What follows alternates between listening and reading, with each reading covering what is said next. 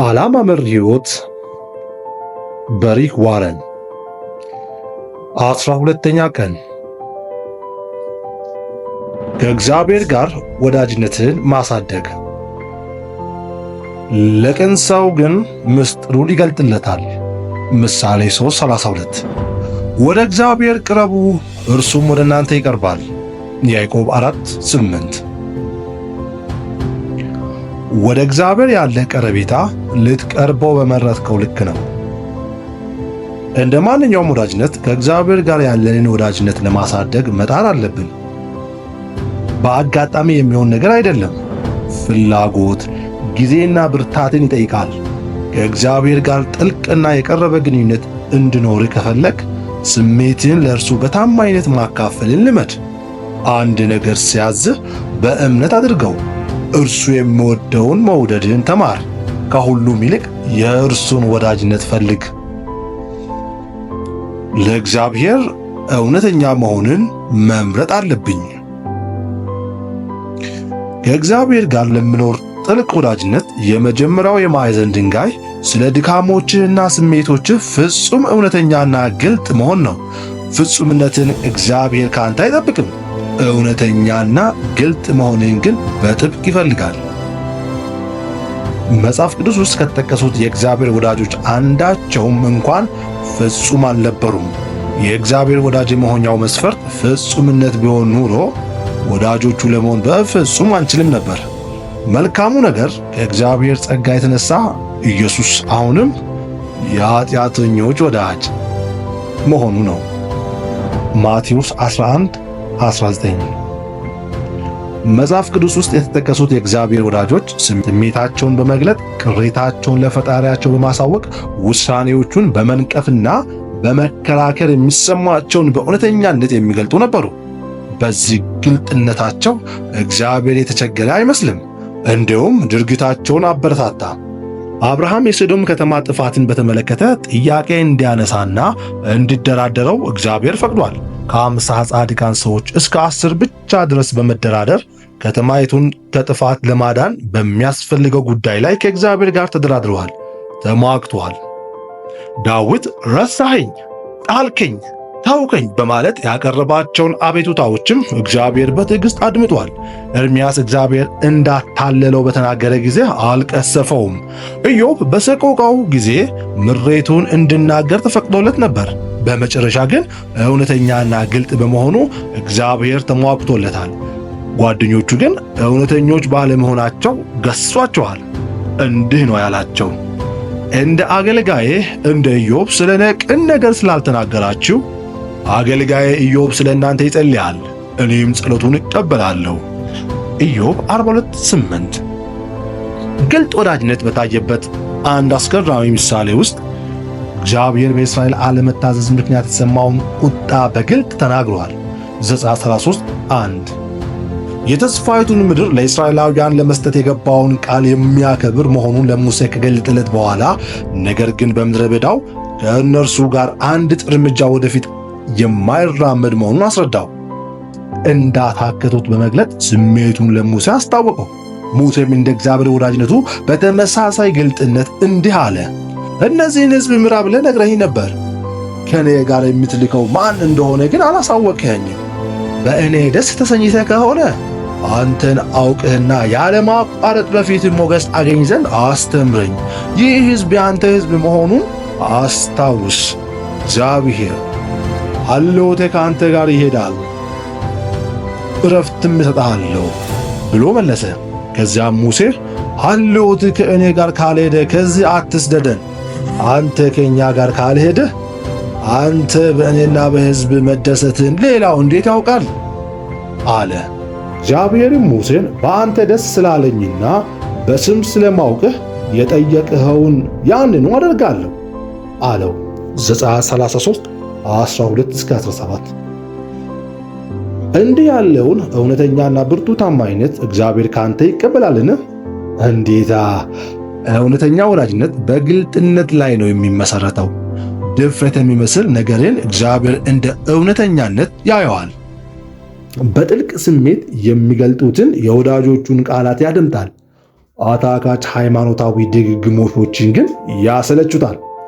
ወዳጁ ለመሆን ትችል ዘንድ ሊሰማህ ወይም ልትናገረው ስለሚገባ ነገር ሳይሆን እውነተኛ ስሜትን በማካፈል ግልጥ ልትሆንለት ይገባል።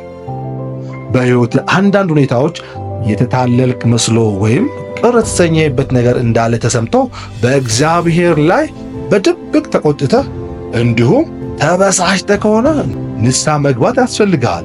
በሕይወታችን ላይ የሚደርስን ማንኛውም ነገር እግዚአብሔር ለበጎ የሚጠቀምበት መሆኑን ወደ መረዳት ደረጃ እስኪናድግ ድረስ መልካችንን፣ ያለፈ ሕይወታችንን፣ መልስ ያላገኙ ጸሎቶቻችንን፣ ያለፉ ጉዳቶቻችንንና እኛ እግዚአብሔር ብንሆን ኖሮ እንለውጣቸው የነበሩ ሌሎች ነገሮችን እናስብና በእግዚአብሔር ላይ ቅር እንሰኛለን። ሰዎች ብዙ ጊዜ ከሌሎች ለሚደርስባቸው ጉዳት እግዚአብሔርን ይወቅሳሉ። እንዲህ ያለው ነገር ዊሊያም ባክስ የተባለው ጸሐፊ እንዳለው ከእግዚአብሔር ጋር ባለ ግንኙነት መካከል ስውር ሸለቆን ይፈጥራል። መራርነት እንዲህ ያለው ሁኔታ እንዲደርስብኝ እግዚአብሔር የሚፈቅድ ከሆነ የእርሱ ወዳጅ መሆኑ ምን ያደርግልኛል የሚል ጥያቄን ስለሚፈጥር ከእግዚአብሔር ጋር ለሚኖር ወዳጅነት ትልቅ መሰናክል ነው። የዚህ መፍትሄው የደረሰብኝ ነገር ከባድና ከግንዛቤህ በላይ ቢሆን እንኳ እግዚአብሔር ሁል ጊዜ የሚሠራው ለጥቅም መሆኑን መረዳቱ ነው። ይሁን እንጂ ቅሬታን ማሳወቁና ስሜትን መግለጡ ለፈውስ የመጀመሪያ እርምጃ ነው። መጽሐፍ ቅዱስ ውስጥ የተጠቀሱት ብዙ ሰዎች እንዳደረጉት የሚሰማህን ለእግዚአብሔር በትክክል ንገረው። እግዚአብሔር ቅንነትንና እውነተኛነትን ሊያስተምረን መዝሙረ ዳዊትን ሰጠን። መዝሙረ ዳዊት ሮሮን፣ አድናቆትን፣ ጥርጣሬን፣ ፍርሃትን፣ ቅሬታን ከምስጋና ጋር የተጣመረ ጥልቅ ስሜትን፣ ውዳሴንና የእምነት መገለጫዎችን የያዘ የአምልኮ መመሪያ ነው። አሉ የምንላቸው ስሜቶች ሁሉ መዝሙረ ዳዊት ውስጥ ተመዝግበዋል። የዳዊትንና የሌሎቹን በጥልቅ ስሜት የታጀበ ንስሐ በምታነብበት ጊዜ እግዚአብሔር የሚፈልገው ምንም ሳትሸሽግ በዚህ መልኩ እንድታመልከው መሆኑን ተገንዘብ። እንደ ዳዊት ብሶቴን በፊቱ አፈሳለሁ፣ ችግሬንም በፊቱ እናገራለሁ መዝሙር 142:2 በማለት ልትጸልይ ትችላለህ። የእግዚአብሔር የቅርብ ወዳጆች ሁሉ ሙሴ፣ ዳዊት፣ አብርሃም፣ ኢዮብና ሌሎቹም ከጥርጣሬ ጋር ትግል የነበራቸው መሆኑን ማወቁ ያበረታታናል። ቅሬታቸውን በሃይማኖታዊ የአስመሳይነት ጭንብል ከመሸፈን ይልቅ በቅንነትና በግልጥ በአደባባይ ገለጧቸው። ጥርጣሬን መግለጥ አንዳንድ ጊዜ ከእግዚአብሔር ጋር በሚኖረን ወዳጅነት ወደ ሁለተኛው ደረጃ የመሸጋገሪያ የመጀመሪያ እርምጃ ነው። እግዚአብሔርን በእምነት መታዘዝን መምረጥ አለብን። የእግዚአብሔርን ጥበብ ባመንክና ትእዛዙ የማይገባ ቢሆን እንኳን በፈጸምከው ጊዜ ሁሉ ከእርሱ ጋር ያለህን ወዳጅነት ታሳድገዋለህ። ታዛዥነት የወዳጅነት መገለጫ ነው ብለን ብዙ ጊዜ አናስብም። ከወላጅ ከአለቃ ወይም ከበላይ ሹም ጋር ላለ ግንኙነት እንጂ ለወዳጅነት የተጠበቀ አይደለም እንላለን። ይሁን እንጂ ታዛዥነት ከእግዚአብሔር ጋር ለመወዳጀት ቅድመ ሁኔታ መሆኑን ኢየሱስ እንዲህ በማለት በግልጥ አስገንዝበዋል። የማዛችሁን ብትፈጽሙ ወዳጆቼ ናችሁ። ዮሐንስ 15:14።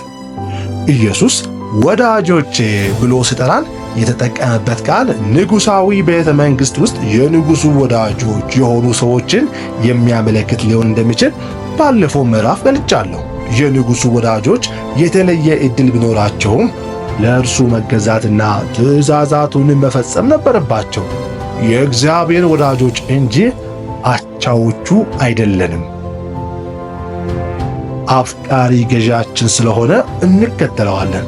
እግዚአብሔርን የምንታዘዘው ከኃላፊነት፣ ከፍርሃት ወይም ከመገደድ የተነሳ ሳይሆን ስለምንወደውና ለእኛ የሚጠቅመንን ያውቃል ብለን ስለምናምን ነው።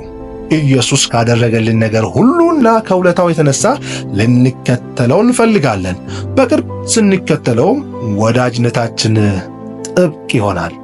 አማንያን ያልሆኑ ሰዎች ክርስቲያኖች ለእግዚአብሔር የሚታዘዙት በግዴታ በጥፋተኝነት ስሜትና ቅጣትን በመፍራት ነው ብለው ያስባሉ።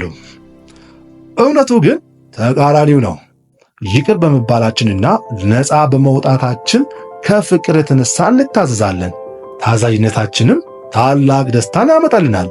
ኢየሱስ እንዲህ አለ፣ አብ እንደወደደኝ እኔም እወዳችኋለሁ፣ በፍቅሬ ኑሩ። እኔ የአባቴን ትእዛዝ ጠብቄ በፍቅሩ እንደምኖር እናንተም ትእዛዝን ብትጠብቁ በፍቅሬ ትኖራላችሁ። ደስታዬ በእናንተ እንዲሆን ደስታችሁ ሙሉ እንዲሆን ይህን ነግሬያችኋለሁ። ዮሐንስ 15:9። ኢየሱስ ከኛ የሚጠብቀው ከአብ ጋር ባለው ግንኙነት እርሱ ያደረገውን እንድናደርግ ብቻ እንደሆነ አስተውል። እርሱ ከአባቱ ጋር ያለው ግንኙነት እኛ ከእርሱ ጋር ለሚኖረን ወዳጅነት ምሳሌ ነው። ኢየሱስ ከፍቅር የተነሳ አብ የጠየቀውን ሁሉ አደረገ። እውነተኛ ወዳጅነት በተግባር ይገለጣል። ኢየሱስ ክርስቶስ ሰዎችን እንድንወድ፣ ችግረኞችን እንድንረዳ፣ ያለንን እንድናካፍል፣ ሕይወታችንን በንጽሕና እንድንጠብቅ፣ ይቅርታ እንድናደርግና ሌሎችን ወደ እርሱ እንድናመጣ ሲጠይቀን በፍጥነት እንድንታዘዘው ፍቅር ያነሳሳናል። ለእግዚአብሔር ታላቅ ነገር እንድናደርግ ሁል ጊዜ ይነገረናል። በመሰረቱ እግዚአብሔር ይበልጥ ደስ የሚለው በፍቅር በመታዘዝ ትናንሽ ነገሮችን ስናደርግለት ነው። ሥራዎቻችን በሌሎች ሰዎች አይታወቁ ይሆናል፣ እግዚአብሔር ግን ያያቸዋል፣ እንደ አምልኮም ይቀበላቸዋል። ታላላቅ ዕድሎች ወደ እኛ የሚመጡት በሕይወት ዘመናችን አንድ ጊዜ ብቻ ሊሆን ይችላል። ትንንሾቹ ዕድሎች ግን ሁል ጊዜ በዙሪያችን ናቸው።